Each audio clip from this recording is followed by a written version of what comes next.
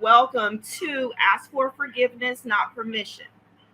Owning your brilliance in spaces not designed for us. All right. If for anybody that this helps, I am wearing a green and white polka dot jumper. I am brown skinned, probably a pecan brown. I have brown curly hair and brown eyes. And I am super excited to be with you and spend the next 45 minutes with you today. So, before I talk a little bit about myself, I want you all to think about as a Black professional in the learning and development space. I know some of us may feel like we're constantly navigating this world that wasn't designed for us. You may have to work twice as hard. I know a lot of us heard that growing up, that we got to work twice as hard to even get half as much of the recognition, half as much of the access and opportunities that our peers receive effortlessly. So in the context of ask for forgiveness and not permission, owning your brilliance in spaces not designed for us is what I believe to be a powerful message that encourages Black people to take ownership of our talents, our abilities, even if we have to take risk, because we all know that we risk it every day when we are navigating in these spaces. All right, so about me, my name is Danielle Cross-Wilkins. The A is silent, so it is Danielle. I am the co-founder, director of learning and development for Alpha Design and Consulting. I am also a co-director of the mentoring program in the Black in learning and development space.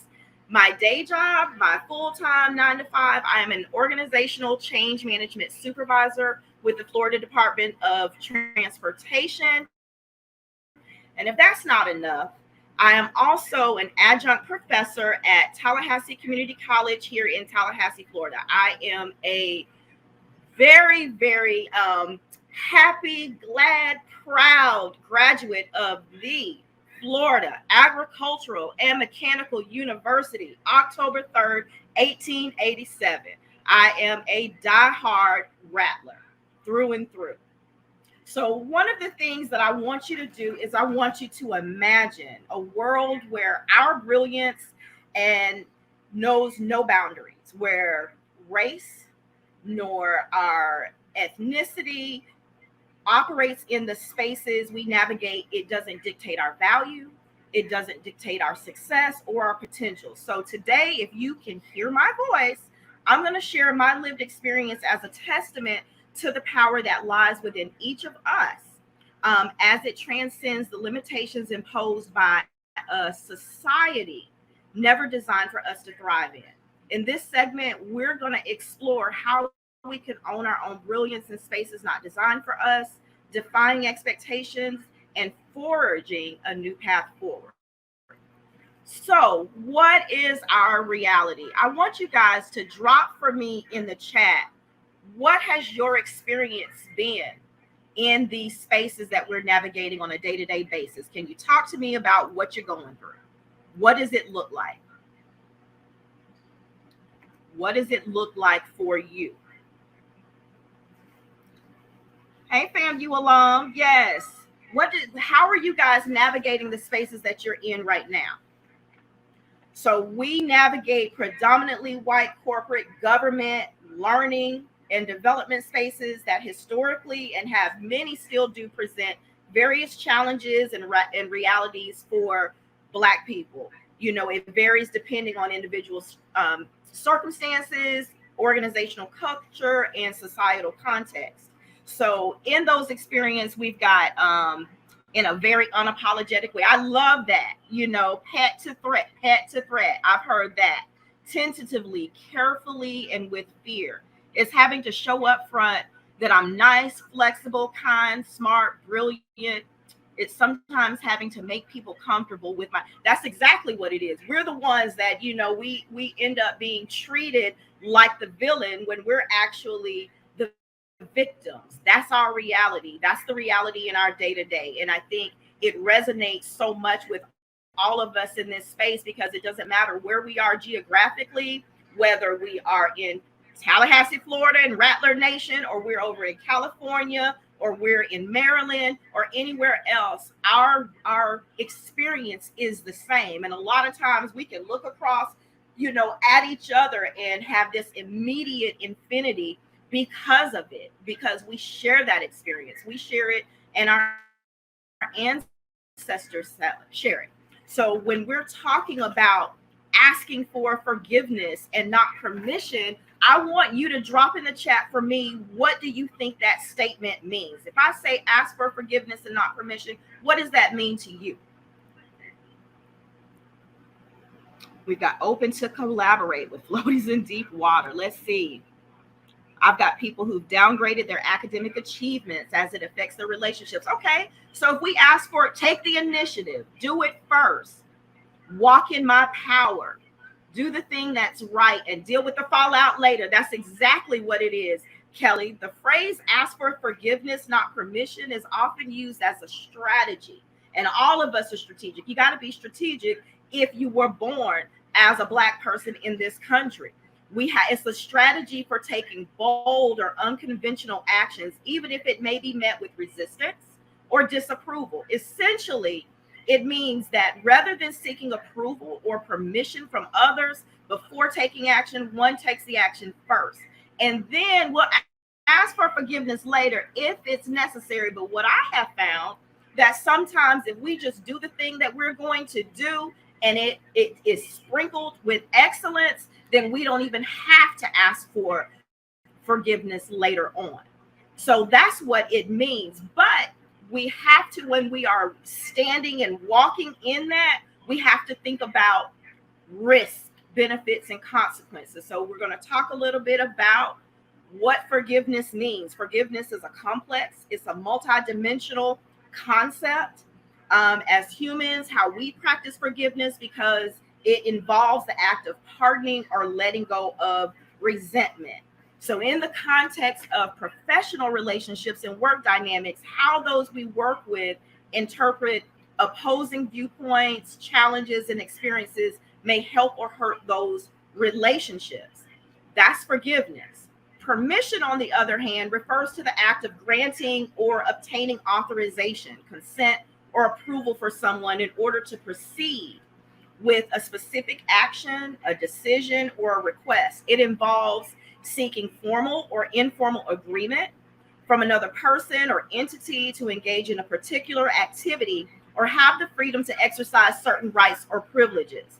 Most of all, we tend to recognize that there are certain instances where we have no choice. Of course, there are going to be times when we have no choice. Before we can do anything, we're going to have to get the green light from our leadership team, our upline, whatever that is. But our discussion today really centers around breaking free of the micromanagement trauma of having to run everything by our upline before we act. In the context of owning your brilliance in spaces not designed for you, the phrase can be interpreted as a call to be assertive, to be proactive, on your ideas, on your opinions, even if they may not be immediately accepted or supported by those around you. It can mean being confident in your abilities. It can also mean taking risk. A lot of times, that's exactly what it means, taking risks, even if there's a chance for failure or pushback. But it is important for all of us to be mindful of the potential consequences of our actions and to consider the impact that it may have on other people. Asking for forgiveness and not permission does not mean disregarding the perspectives or the needs of others, but rather it means finding a balance between assertiveness and empathy and being willing to learn from our mistakes. In other words, asking for forgiveness should not be seen as a license to disregard the concerns or need of others, but as a strategy. And I know all of us in here have the capacity, and we are strategic because it's just part of our DNA. It's part of what we are, who we are.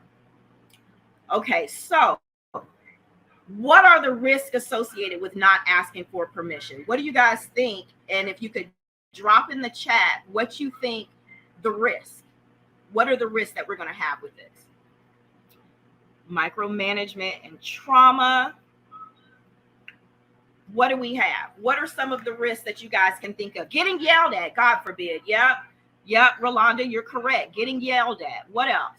What else could be a risk with not asking permission? Reprimand. Yep. Put you on the list of being phased out. You could be on the list of being target, have a big old target on your back because of that. Being dismissed, being treated wrong, resistance to PIP. Yes, and we all know that the PIP is the kiss of death. If you're on a PIP, that means you've been targeted for termination. They're coming for you. Trust issues, being seen as not competent, being publicly reprimanded. Yes, our peers love to do that. Not being a team player. Yeah, it's all of those things. So here are definitely some of the risks. A lot of the things that you guys have already mentioned. The negative response that we're going to get. Maybe if we didn't pay attention, there may be some legal and some financial consequences and everything associated with that. Maybe there's a lack of support. Maybe we're out there in that island by ourselves and everything because we did certain things and we did not have the people around us working with us supporting it.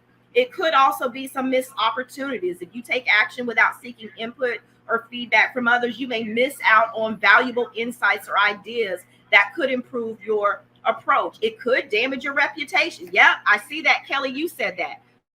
You could get a reputation of being difficult and hard to work with. It could cause stress and burnout, and it could also have some unintended consequences that we didn't even think about. No sponsorship for future job opportunities. That's huge, Randall, and everything. Okay, so those are the risks. We pretty much have a good idea of what those risks look like. So what about benefits? What are the benefits associated with not asking for permission? What can we flip this on, and what could we do if we just go ahead and do the things that we know need to be done? What are some of those benefits? Freedom, absolutely. Catching the eye of the decision makers, huge, Yvonne.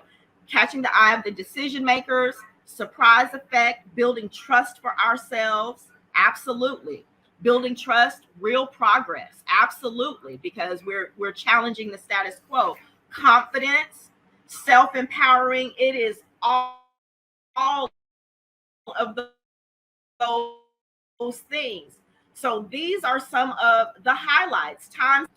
There's some time sensitive situations. Sometimes we don't have time to wait. Sometimes we got to pull the trigger and then just move forward and own that decision, whatever it is. It's about seizing opportunities. It's about innovation and creativity. How many of you have been the ones in the room that because you're in these predominantly spaces that don't represent us all the time, you've got groupthink, right? You may have groupthink and a very homogenous way of thinking, but then here we coming in here sprinkling all of that black girl, black boy magic on everything, and then next thing you know, they're looking at all kinds of innovation and creativity because we stepped into that space. It breeds empowerment and autonomy. It helps us to stretch and continue to develop and challenge ourselves in these stretch assignments with personal growth and development. And it also helps us to address inequities. A lot of times when we come into these spaces and we're looking at things from a different lived experience, from a different worldview, then we have the capacity, and what we're doing when we are catching the right eye of the right people, that is one of the ways that we end up building trust and getting opportunities and getting even allyship. I know that has been true in my own career because of it. So those are going to be some of the major benefits associated with going ahead and do the thing. Let the thing do what it do, and we're going to do it, and we're going to own it, and we're going to step in it, and then we're going to bring everybody else along the way, because that tends to be what happens a lot of the times and everything. So one of the things that's going to be important for each of us to do is to defy limiting beliefs. How many of us have been in these spaces where these people gaslight us in such a way that we start doubting ourselves and everything? So we need to reframe that negative self-talk and everything. If it didn't come from our people and our ancestors, it probably ain't right. So what you need to do is you need to take that negative self-talk and you reframe it in such a way that you're defying these limiting beliefs. Seek out opportunities for growth. This learning exchange is an awesome opportunity to listen to all of the experiences, the skills, the stories that everybody, all the speakers are sharing, and that you all are sharing, even in these different rooms as we navigate from track to track. It's okay to take risks, but make sure that you have a tribe around you that you can run some of these things from, and give yourself grace. I think I hear us often, a lot of times, where we have listened to all of that negativity coming at us, that we don't give ourselves enough grace. So you are going to need to give yourself grace, give your brothers and your sisters some grace too. Cultivate a growth mindset. That is going to be important in you being able to defy these limiting beliefs. There's not a room I can walk in where I don't think that I'm not the girl that's on fire, that I don't think that I'm shining bright like a diamond, because I'm not going to let anybody take that away from me. It's going to be important for you guys to set meaningful and realistic goals on how you're going to put your plan in place to get there if you're not there, and then to continue to refine yourself as you're navigating. Develop your personal brand. This I love. So I have this background that consists of technical writing, leadership, instructional design, learning and development, training, higher education, change management, customer service, and auditing. I got all of these things right, y'all. I'm like Thanos around there with the Infinity Stones, just grabbing up skills and everything, right? So my personal brand centers around me empowering excellence, elevating learning, leadership, and change. I have committed my professional and personal life to my growth and evolution, to the growth, development, and evolution of those around me. I'm a lifelong learner that seeks to immediately apply what I've learned to real world problems. From a leadership perspective, I'm an approachable, collaborative, and strategic in my thinking. I'm intentional in how I guide my team and how I lead projects. And as an agent of change, I drive process improvement and facilitate the transition of change in effective and meaningful ways. That's my personal brand. What is yours? You need to be thinking about, what is your brand? What is it that you are exceptional in, that you're giving to the people? So think about all the skills, education, and experience that you've gained throughout your career, and develop your own personal brand and lean into that. But you're going to lean into it very unapologetically. That's what we're all going to do. We're going to be very unapologetic, because we are our ancestors' wildest dreams. And what we're not going to do is we're not dimming lights over here. Okay? So the power of bold action is transformative. We are not dimming lights over here. I'm going to need you to put in the chat, we are not dimming lights over here. And I'm going to need you to say that to yourself every single day, as often as you need to say it, until you believe it. We are not dimming lights over here. We should be creating opportunities for each other, and we should be disrupting and challenging the status quo. It is transformative. If we can't wait for others to change this world for us, we're going to have to change it ourselves. We've got to overcome fear and limitations. Bold action requires you to overcome that, to put yourself out there. We have to inspire others. Bold action has the power to inspire others to take action to create change. When individuals or groups demonstrate courage and conviction in pursuing their vision, it can motivate and empower others to do the same. Bold actions become catalysts for collective empowerment and transformation. We have to amplify voices and perspectives that may be marginalized or ignored.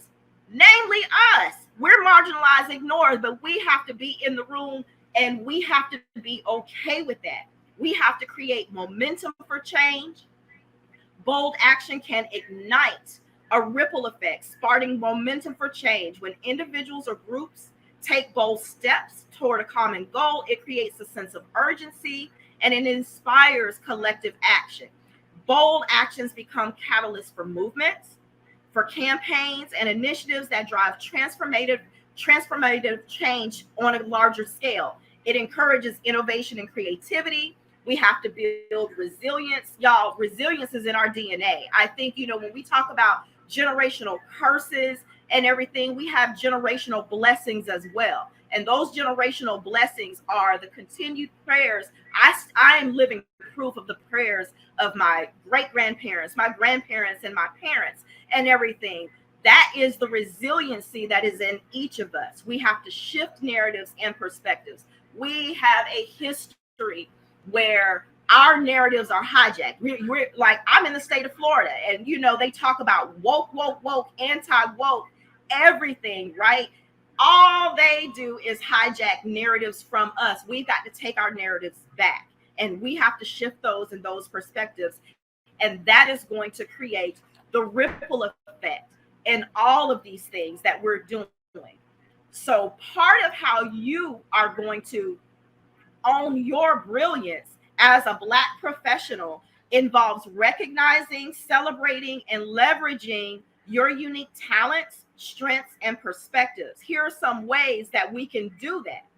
We can self-reflect. We can always be self-reflective, introspective, and we can be self-accepting of who we are, the skin we're in, all of the dimensions that make us us, because we are not monolithic. We can cultivate self-confidence in our abilities and potential, recognize that we have the capacity to excel and make meaningful contributions in our field, in every aspect of our field. Focus on those strengths, set ambitious goals, and challenge yourself to reach new heights. Seek positive role models and mentors. I hope you're taking advantage of looking at every speaker in this space that is speaking, and you are clicking on their profile to learn about them, and that you are going to make it your business to connect with me and every single speaker on this panel. I also hope that you're going to make it your business to join the Black Learning and Development group for those people who are in that learning and development space. If you're not in that space yet, you need to be there. We have Black LND on Facebook. We have Black and LND on LinkedIn. It is important for you to be connecting. We are each other's tribe.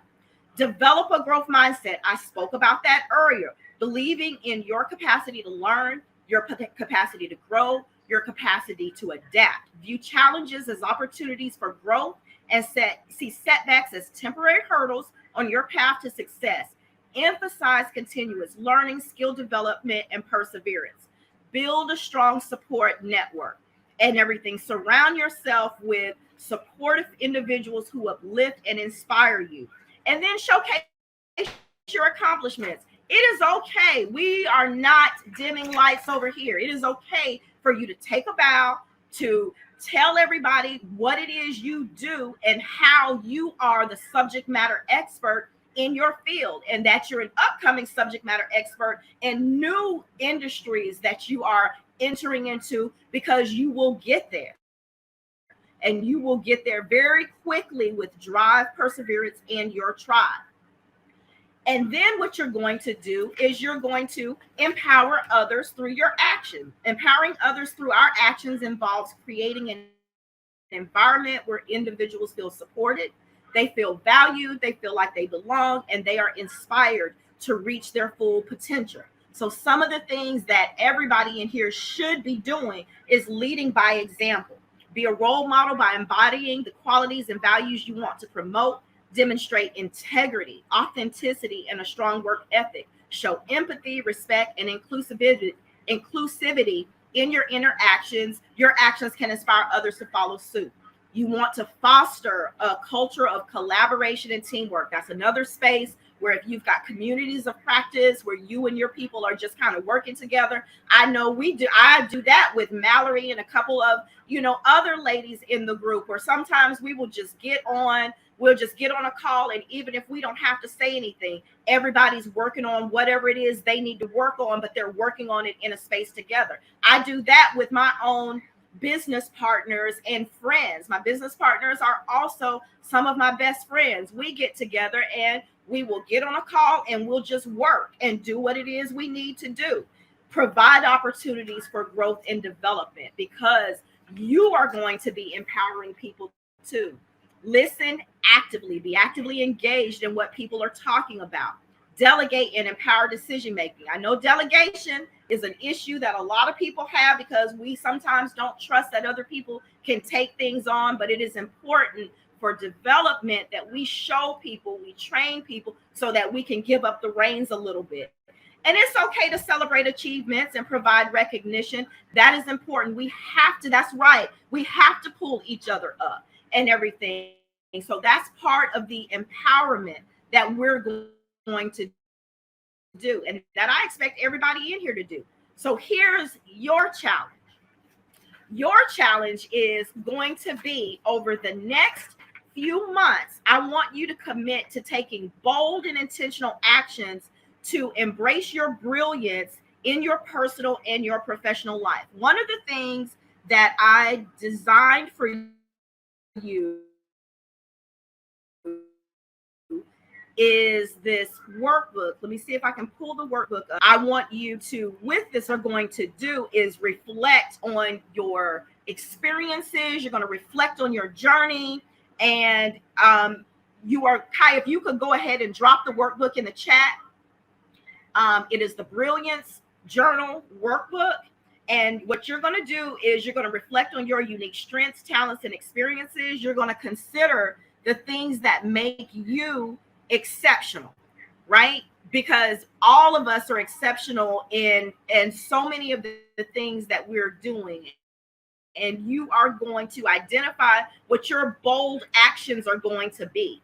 You know, you're going to set some very specific SMART goals associated with that, and for accountability's sake, and you're going to document what that journey looks like. And if you do this well, if you do this in the right way, then you're going to feel very, very confident about how you're navigating in this world, how you're navigating yourself and everything, and those around you. And then you're going to reflect and adapt, you know, with projects. Any of you who, you know, are, if you're in the learning and development space, you're a project manager, whether you have the PMP or not, because you're managing your projects, or you may be managing other projects, right? So what you do is, as you're managing these things, you should always, at the end of that, have some lessons learned. What did you learn about this? And as you're learning these things, you tweak things along the way. I do that in everything I do, whether it's work, whether it's me teaching my class, whether it's my small business. There's always where you're doing lessons learned to figure out what's working well and what's not, and everything. So that's what you're going to do with your workbook. The other thing is, I created a playlist for you that you're going to use as you're navigating in that workbook, so that it can keep you motivated, so that it will keep you motivated in such a way that you know you got this when you go in there, right? So let me go back in and grab the workbook, because I'm seeing some people say they can't get into it. I've got some people who can get into it, but I am going to drop this again. And if everybody can't get the workbook through this link, please reach out to me. Please reach out to me, get my contact information on LinkedIn so that I can send it to you directly. It is a fillable workbook, so you can type directly into it. And then you take this playlist and you just start over the next 90 days going through using this playlist every day to get your mind all the way together, so we can conquer this world together and everything. What questions does anybody have? Because that is, I'm at the end. My challenge to you was my very, very last slide. So what questions do you have for me?